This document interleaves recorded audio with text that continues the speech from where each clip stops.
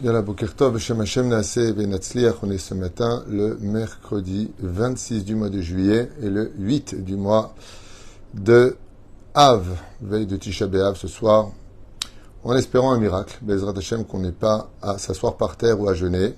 On pourrait changer le cours du temps si on était capable de changer nous-mêmes. Shiur acheté par Daniel et Esther Pérez pour l'élévation de l'âme de sa maman, Chana Gila Bat Eliaou Moshe. זיכרונה לברכה, רוח השם תנחנה בגן עדן עליון וכל השרבות עמך בכלל הרחמים והסליחות וכן יהי רצון לנו לומר אמן, qui était une femme. Alors c'était la femme d'un rave, son papa. Elle se dévouait à la transmission de la Torah et son amour pour ses élèves.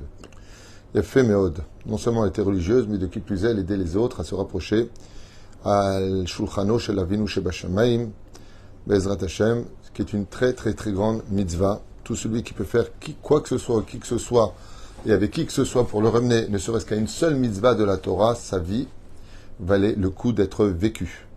Faut le savoir. Une seule personne qui fait tchouva, tu es considéré comme étant son père.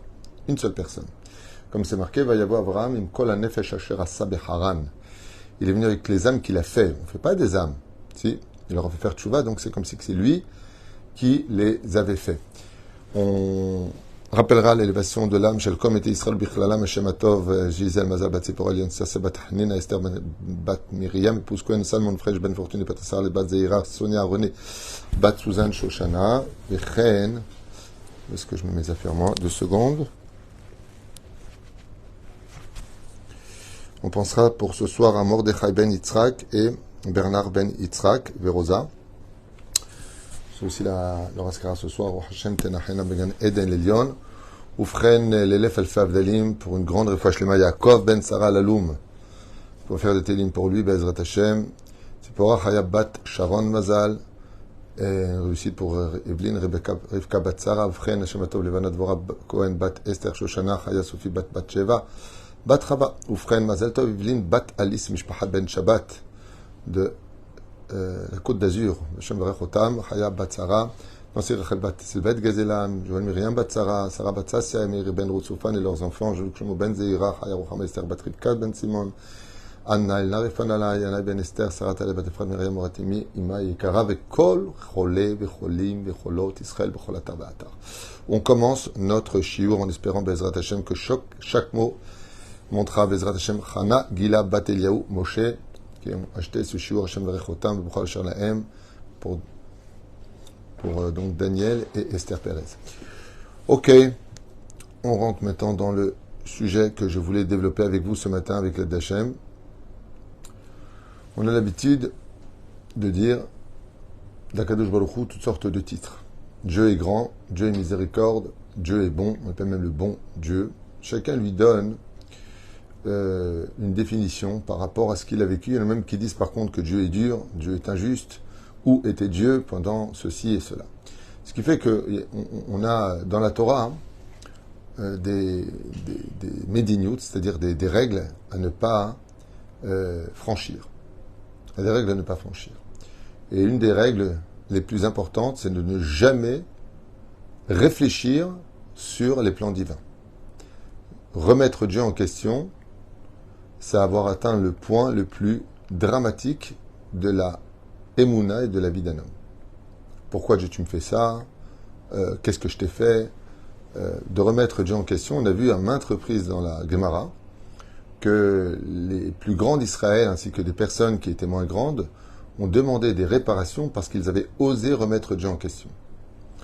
On ne peut pas remettre quelque chose qu'on ne comprend pas et qui est au-delà de toute création, toute créature et toute pensée humaine. Le Créateur du monde ne fait jamais de mal, même si dans la traduction et les faits qui nous touchent, ça fait du mal. Mais en réalité, c'est pour le bien. Tout le monde le comprendra parfaitement par rapport au fait que la connaissance de l'étude de la Torah va amener une personne, des fois, à même remercier Dieu parce qu'il a mal. Ce fut le cas de Rabbi Akiva et de Rabbi Eliezer. Quand il vint le voir et qu'il vit Rabbi Eliezer hurler de douleur, il lui a dit « Ah, enfin tu souffres !» En général, quand quelqu'un te dit ça, c'est qu'il t'aime pas. Mais Rabbi Akiva, qui adorait, qui était proche, était un ami, en même temps un pseudo-élève de Rabbi Eliezer ben Orkanos, a vu Rabbi Eliezer et il lui a dit, ah, enfin tu souffres. Rabbi Eliezer lui a dit, ben, comment tu peux me dire une chose pareille? Comme ça, ah, tu souffres? Ah, enfin t'es ruiné? Ah, enfin t'es malade? Tu me veux la mort ou quoi? Je te dérange? C'est comme une fois, une Tunisienne qui voit quelqu'un qu'elle n'a pas vu depuis quelque temps. Elle dit, quoi, tu es vivant? Elle lui dit, excuse-moi de te déranger. Très intéressant. Et il lui a répondu, oui, j'étais inquiet. Pourquoi? Je lui ai dit, parce que c'est vrai que tu as été pauvre une période de ta vie, mais tu es devenu Rabbi Eliezer Gadol le Grand, tout le monde te respecte, tout le monde te craint, tu n'es jamais tombé malade, tu n'as jamais eu de problème d'oseille. Je me suis demandé si tu n'étais pas un rachat. Pourquoi? Il y a marqué dans la Torah, Dieu il donne tous les salaires de ce monde aux Réchaïm, dès qu'ils font une mitzvah. Donc comme tu faisais beaucoup de mitzvot, tu étais comme Korach. Korach n'était pas un homme juste, c'est un homme qui a remis Dieu en question, remis la Torah de Moshe en question et Moshe lui-même. Et il manquait de rien. Il avait une super belle femme, il avait des beaux enfants, il avait une richesse incommensurable. Mais quand il est mort, il est descendu au Gehinam. Pérouche à l'avar que la proximité que va avoir Rabbi Akiva est très spéciale dans son enseignement. Ah, enfin tu souffres. Ça veut dire, il est évident que tu as fauté dans ta vie, il lui a dit. C'est évident, tu ne peux pas être parfait. Shiva parmi Paul Sadik Beakoum. On ne vivra pas sur cette terre si ce n'est qu'en fautant en faisant tchouva. On ne peut pas être parfait. Donc comme je t'ai jamais vu souffrir, mais d'avoir que du succès, je me suis demandé si tu étais vraiment un homme de Dieu. Parce qu'un homme de Dieu, c'est pas une mitzvah de souffrir. Mais un homme de Dieu, il se nettoie de tout dans ce monde avant de partir de ce monde pour rendre une âme pure. Donc automatiquement, quoi, il n'y a pas une seconde depuis tout le Torah, quoi. Il n'y a pas un moment où tu as eu un truc, il n'y a rien à ce point-là, tu es parfait. Qui peut arriver à cela? Un apotropous la rayotte. Donc, partout les simanim, il lui a dit ce qu'il lui a dit. Mais pour avoir une telle dimension, comme l'a dit Rabbi Akiva d'ailleurs dans la Gemara, Kol David Rachamana l'Etavavid, tout ce que fait Akadosh Baruch Hu, c'est le bien qu'il fait. Eh bien, il faut avoir une proximité très importante.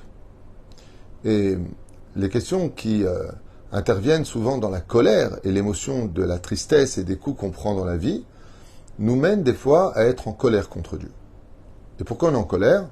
Parce qu'on lit des choses et on ne les vit pas. C'est-à-dire que, si je devais faire un récapitulatif de la Torah, voici qu'un peuple sort du pays d'Égypte, donc c'est magnifique, et puis la Torah va nous énumérer une liste incommensurable des 10 plaies, des miracles que Dieu a fait d'un endroit où, Baruch Hashem, les 10 plaies, la mer Rouge, la manne qui tombe du ciel, la pluie qui vient du rocher et qui se promène avec les enfants d'Israël dans les 42 stations pendant 40 ans, la nuit de gloire, le jour, la nuit de feu, la nuit, Akadosh Baruch Hu qui se dévoile pendant le don de la Torah, qui nous protège des ennemis, puis qui sauve la Inyan. On a vu des miracles qui étaient vraiment flagrants. Et là, ces miracles qui sont flagrants, pourquoi on ne les vit pas aujourd'hui? C'est bien beau de me dire, voilà, Dieu nous a ouvert la mer en rouge. Pourquoi il ne m'ouvre pas la banque en deux? Pourquoi il ne m'ouvre pas les possibilités de trouver un khatan? Pourquoi? Ou une kala?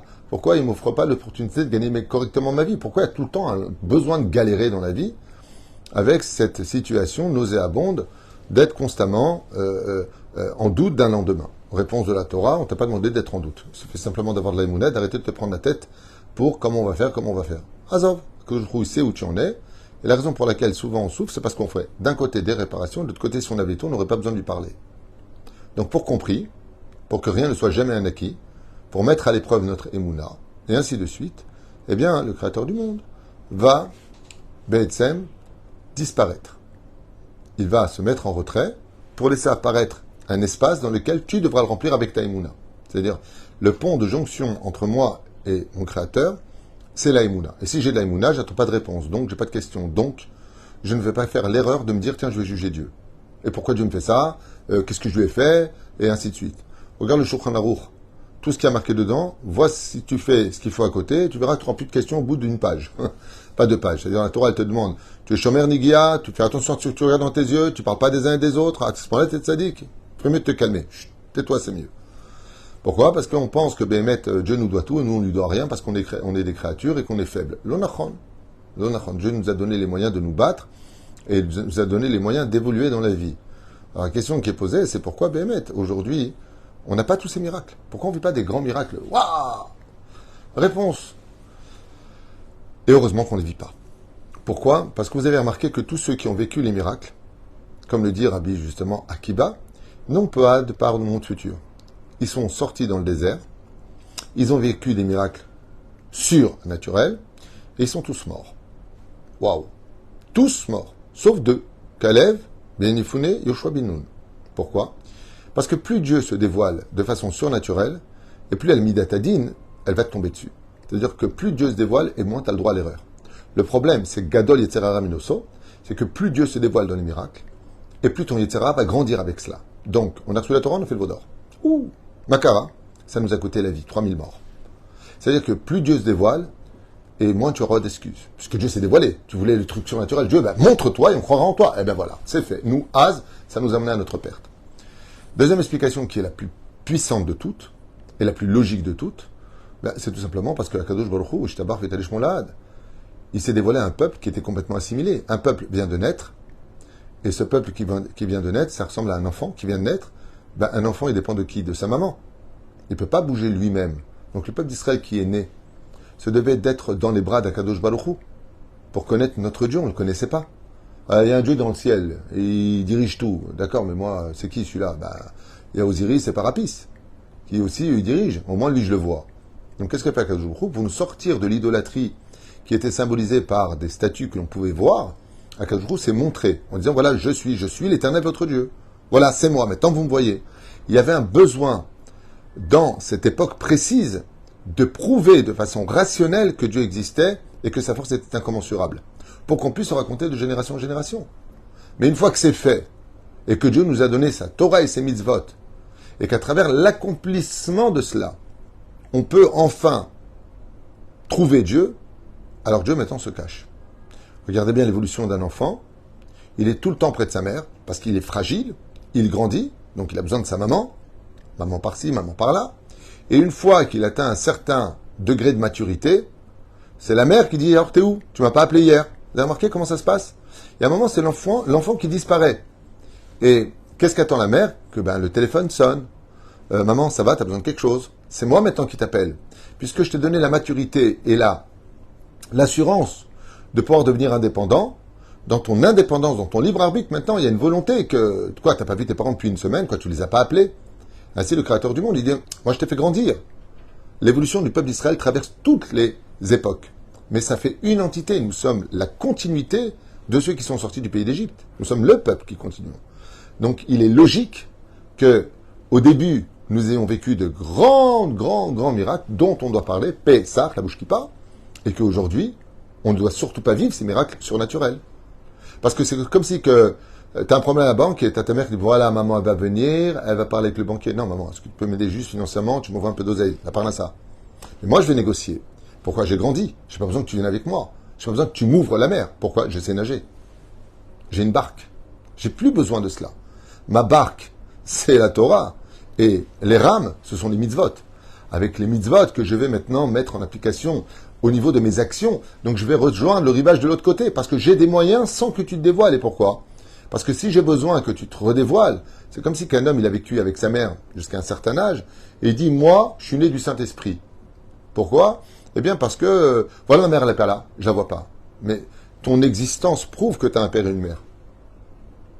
Ton existence est une preuve que tu viens d'une source qui t'a mis au monde. Donc cette source, tu l'as connue. Eh bien, c'est ce qu'a fait Hachem. Il se montre comme une source qui t'a créé. Vous êtes mon peuple, Am Ségoula.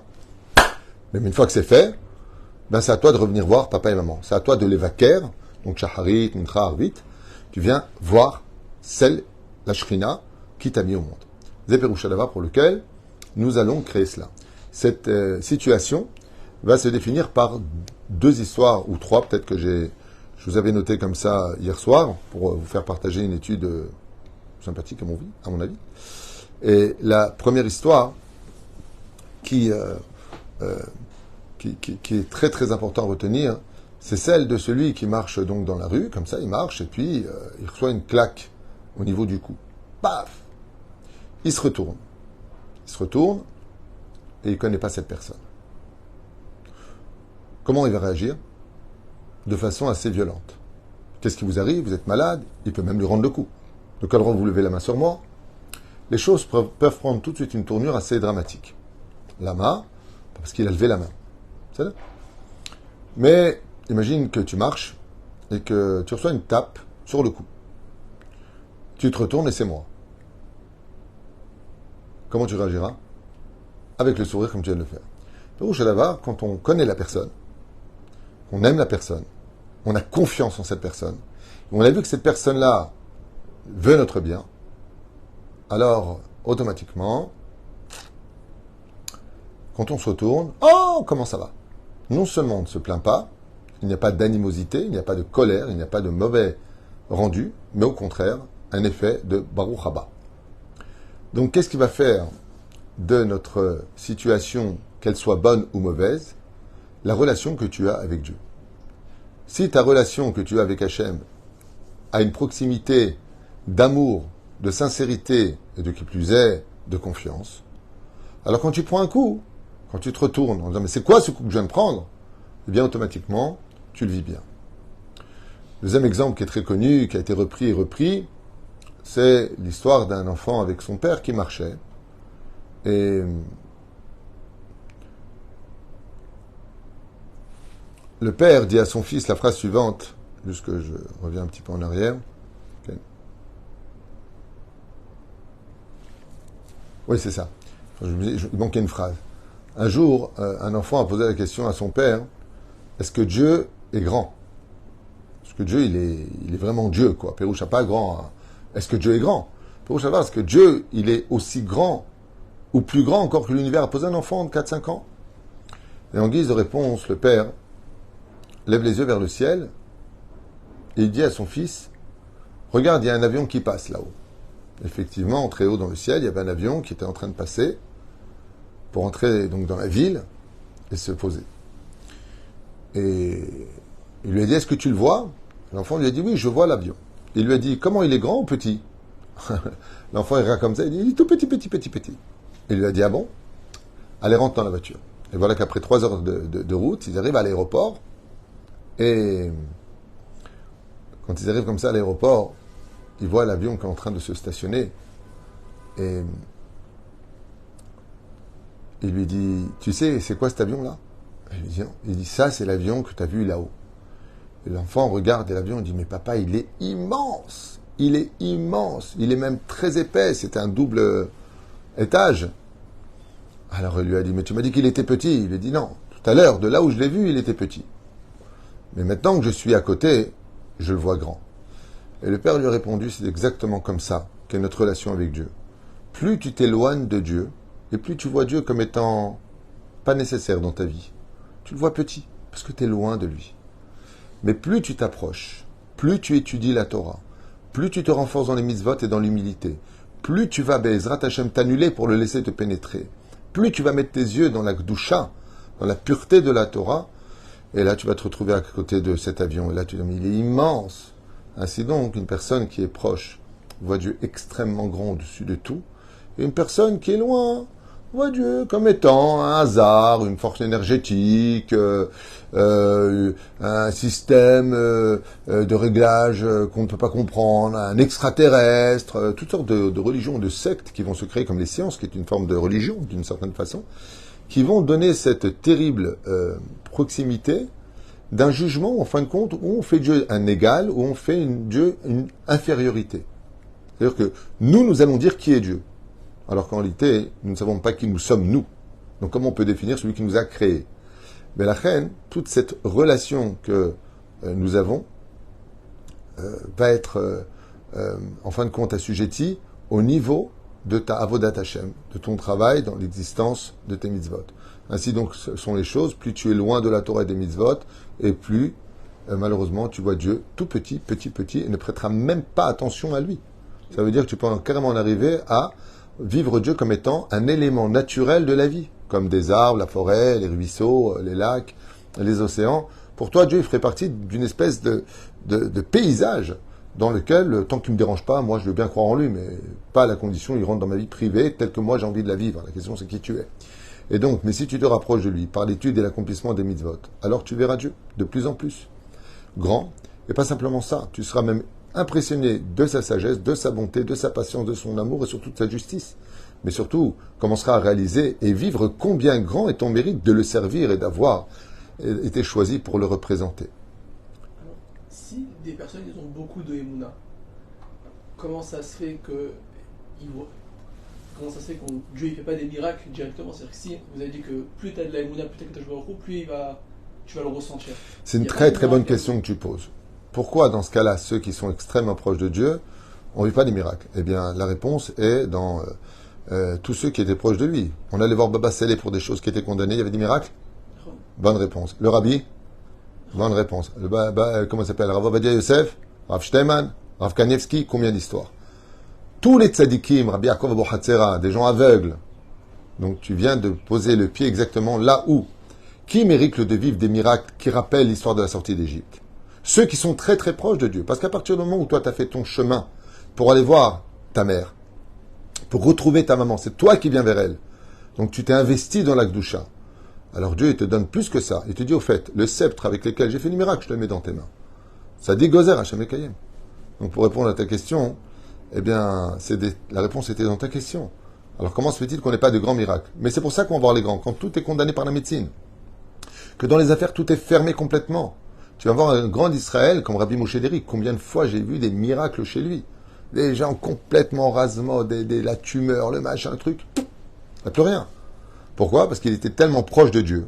Tellement proche de Dieu. Rav Ovadia, il a été reçu un Shabbat par un couple. La femme, elle lui dit c'est pas une bracha, j'ai 20 ans marié, j'ai pas d'enfant. Je viendrai cette année, dans 9 mois, je suis assis sur la chaise, c'est un bébé. C'est un garçon. 9 mois plus tard, alors Rav Ovadia était sur la chaise. Mais elle ne pouvait pas tomber enceinte. Physiquement, elle ne pouvait pas, logiquement, tomber enceinte. Mais alors, tu vois qu'on le vit. Mais je vais te répondre de façon beaucoup plus minutieuse. Même nous, à notre niveau, à nous, on peut vivre des miracles comme ceux qu'on a vécu à la mer Rouge. Mais à une condition. À notre petit niveau, à nous. Si dans la nature des choses que nous traversons chaque jour, journalièrement, de façon hebdomadaire, mensuelle ou annuelle, nous étions capables de voir Akadosh Baruch Hu. Par exemple, tu te lèves, tu marches. Bah, je me lève, je marche parce que j'ai des muscles, je t'explique, et mon cerveau, il a ordonné donc à mes muscles de faire hop, je me lève. Donc pour nous, on ne vit pas le miracle. C'est-à-dire, j'ai jamais vu quelqu'un qui s'est dit, oh Baruch Hashem, je me suis levé. Sauf un handicapé. Hein? Si tu es capable de vivre toute la nature, comme les plus grands miracles de ce monde, tu mérites à ce moment-là de vivre des miracles surnaturels. En d'autres termes, si je suis capable de voir avec mes yeux sur la nature, je mérite du surnaturel. Mais comme on vit tout comme un acquis, comme on vit tout avec une logique de c'est normal, tu sers un verre d'eau, tu bois, après tu vas aux toilettes, tu pisses, tu comprends, voilà. Teubé à 2 balles, qui n'a rien compris, qui croit qu'un système il est naturel et que Dieu n'y est pour rien. Seulement si ça se bouche en bas et que les médecins ils disent écoutez, il y a un gros problème dans la vessie, Dieu aide-moi. Bah oui, bah justement, il t'aide avant même que tu le demandes. C'est là qu'est tout le problème de nos vies. D'accord? Et c'est pour ça que j'ai noté quelques références comme ça, sans vous faire perdre de temps de termidaille, duquel Chazan nous disent des choses à retenir. Hein. Hachem est proche de toi. Toi, tu es proche de lui? Question. Dieu t'aime vraiment. Est-ce que toi, tu aimes vraiment Dieu? Aimer Dieu, oui, mais vraiment l'aimer. Ça veut dire vraiment l'aimer. C'est-à-dire que quand on aime vraiment quelqu'un, même si on n'est pas là où on voudrait être, sa présence remplit tous les manques. C'est ça, aimer Dieu. Vraiment. Le mot vraiment est important. Dieu te protège. Est-ce que toi, tu protèges sa volonté? Question. Hachem veut que l'on te respecte. Tu ne fais pas de la shonara sur l'autre. Tu n'as pas le droit d'humilier en public, tu perds ton monde futur. Dieu exige qu'on te respecte. Est-ce que toi, tu respectes Dieu? Si on se pose des bonnes questions, on arrivera à une honnêteté qui nous fera comprendre que même les miracles que nous vivons ne les méritent pas et que c'est une bonté absolue. Donc Dieu est grand et miséricorde. Des Pérouches Adavar pour lequel je voulais partager un petit peu à la veille de Tisha B'Av cette étude, Be'ezrat Hashem, pour qu'on réalise qu'en réalité, les lunettes qui nous permettront de voir la présence divine dans nos vies va dépendre essentiellement de la volonté de le trouver ou pas. Si je me pose la question, est-ce que l'avion à une telle hauteur, il est grand ou petit? Alors je le verrai petit, mais je vais m'imaginer qu'il est grand, mais je vais juste m'imaginer, donc je ne le saurai jamais. Mais de prendre sa voiture et de rouler pendant des heures à l'aéroport pour le voir atterrir et voir comment il est réellement en face, alors ça me demandait l'effort d'arriver jusque là où il est lui. Et la Torah, c'est l'échelle qui nous montre à découvrir Dieu. C'est-à-dire que si je veux aller jusqu'à l'aéroport en tant que symbole pour voir l'avion ou pour voir cet extraordinaire semi-trailer ou ce tank que je vois de très loin, ben il est tout petit, je fais comme ça, je le vois comme ça à peine dans mes bras. Mais si j'arrive, Bezrat Hashem, à aller jusqu'à lui, ben je me rends compte que Béhémet, c'est un waouh, c'est énorme. Et plus je me rapproche à l'intérieur, et plus je me rends compte que c'est vraiment, vraiment énorme. Tu sais, il y a Dans les réseaux sociaux, ils montrent des maisons qui valent 26 millions de dollars, 50 millions de dollars, 150 millions de dollars. Et quand tu vois la maison de l'extérieur, tu ne comprends pas pourquoi. Elle est petite. Ça me rappelle une fois à Malibu. J'étais donc à Los Angeles et on est parti plusieurs fois à Malibu. Et j'étais après vraiment étonné de voir des maisons qui valaient des millions de dollars. Et tu vois les maisons d'extérieur, excuse-moi, mais ça fait de la peine, quoi. Même la famille Ingalls, ils avaient mieux. Maison pourrie. Elle est au bord de l'océan, ok? Donc agressée par le sel, par l'humidité. Et franchement, je vois pas pourquoi cette maison elle vaut 15 millions de dollars. Alors jusqu'au jour où les gens, mes amis avec qui j'étais à Los Angeles, on dit viens, on peut pas rentrer dedans, mais je vais te montrer l'extérieur. J'étais avec Raphaël Skoury, Stéphane Mémy, Clémence Madja, tous mes amis de l'époque, jusqu'à aujourd'hui d'ailleurs, mais on se voit plus vraiment. Et rien que de voir par la fenêtre qu'on a vue, c'est un palace. Ben, c'est exactement pareil. Si tu vois de l'extérieur les choses, bon, ben Dieu est grand, super, Dieu a créé le monde, super, mais c'est de la philosophie. Mais si je rentre à l'intérieur, je mets mes yeux dans l'étude de la Torah, et que je commence à lire le message que Dieu nous a transmis au don de la Torah, et que je commence à comprendre que ça ne peut pas être écrit par un humain. C'est impossible qu'un humain ait écrit la Torah, il faut le savoir. Je peux le prouver par A plus B de façon scientifique, j'en ai fait des cours d'ailleurs. Impossible.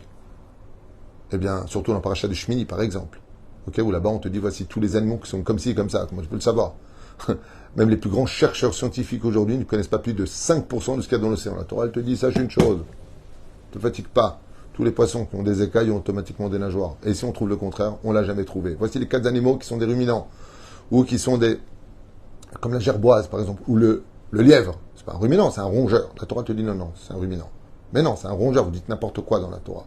C'est prouvé aujourd'hui scientifiquement, ça a été trouvé en Australie dans un laboratoire, qu'aux rayons ultraviolets, effectivement, le lièvre est un ruminant.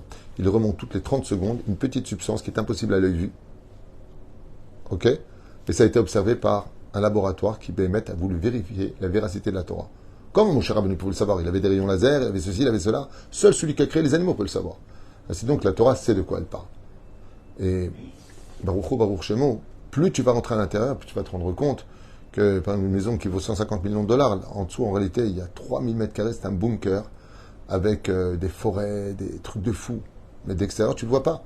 Pour découvrir la pnimiout, qu'on appelle rasé des racines dans la Torah, pour découvrir Akadosh Baruch Hu, il faut rentrer dans le secret des secrets de l'étude de la Torah, et plus tu t'en approches, et plus tu vas te rendre compte d'une chose qui est incroyable. C'est qu'il y a quand même un point commun entre un athée et un ultra chacham, c'est-à-dire un homme extrêmement savant en Torah. D'accord? Je vais donner un exemple simple. Si tu prends le Rav Ovadia ou le Rabbi Lubavitch ou le Rabbi Nachman de Breslev ou qui tu veux, Rav Kook, un Gdol Ador, ouais, tu le mets à côté d'un athée et tu leur poses aux deux la même question. Tu auras la même réponse. La question c'est qui est Dieu? Le athée te dit je ne sais pas, j'y crois pas, j'y crois pas, donc qui est Dieu, j'en sais rien. Et tu poses la question au plus érudit de tous les érudits, comme Moshe Rabbeinu, qui nous a... Qu'est-ce qu'il a dit? Ar-enina et kevodecha. Ar-enina et kevodecha. Montre-moi de grâce. Ça veut dire, qu'est-ce qu'il reconnaît par là? Que plus tu connais Dieu, plus tu te rends compte que tu ne le connais pas. Ce qui fait que si tu poses la question au plus grand des tzadikim et au plus grand des athées de ce monde, en lui posant la question qui est Dieu, la réponse sera la même. Je ne sais pas. Parce que plus tu étudies la Torah, plus tu vas te rendre compte que Dieu n'est pas grand, il n'est pas infini, il est au-dessus de toute pensée divine. C'est pour ça que les plus grandes tzadikim de cette génération ont toujours eu une irat shamaim qui était presque naturelle chez eux. Parce que tu te rends compte, comme dit Rabbi Nachman de Breslev, plus il étudiait la Torah, et un jour, Rabbi Nathan lui a dit, qu'est-ce que vous avez découvert? Il lui a dit, j'ai découvert que je devrais avoir honte de respirer face à Dieu. C'est-à-dire que le summum de la connaissance qu'on puisse avoir vis-à-vis de Dieu, c'est d'avoir honte d'exister par rapport à lui qui nous a créés. C'est comme si que, je ne sais pas si tu comprends ce que je veux dire, c'est comme si que tu marches sur le trottoir, et d'un coup tu vois un orchestre qui vient, qui bat pour toi, tapis rouge, les présidents de tous les pays qui arrivent et qui viennent t'embrasser la main, mais un truc de fou, un repas spécial, et tout le monde t'applaudit partout où tu vas. Tu dis, mais attendez, vous êtes trompé de personne, vous êtes fou, quoi. Je suis rien, moi. C'est quoi? C'est une blague, c'est une caméra cachée, c'est ça, on est bien d'accord. Et non, pas du tout. Et on t'applaudit, des millions de personnes t'applaudissent, et tout le monde te dit, c'est grâce à toi. Tu dis, mais c'est pas possible. Ouais. Rabbi Nachman, il explique dans Chaim Moharan que quand on réalise en réalité qui on est et qui nous a créés, on arrive presque à une situation d'avoir honte de respirer devant Dieu. Alors comment on peut fauter, Bichlal? Mais ça dépend d'un travail intérieur, Ça dépendra essentiellement de toi. Lachem Bezrat Hashem, Sheniske Lishuot Venechamot, en espérant que ce shiur à la veille de Tisha B'Av, Bezrat Hashem nous remette un peu en question sur ce travail des midot que nous devons avoir. Et je vous dis à tout à l'heure pour d'autres shiurim avant Tisha B'Av, en vous souhaitant Bezrat Hashem, je ne vais pas dire Tzom Kal parce que le but c'est de réaliser qu'on n'a pas de Beth Amikdash et que si on avait une bouche qui était plus remplie de miel que de critiques, aujourd'hui on serait en train de manger du miel au Beth Amikdash. C'est quel choix de Venechamot, Bracha, Vatzlacha, et à tout à l'heure si Dieu veut.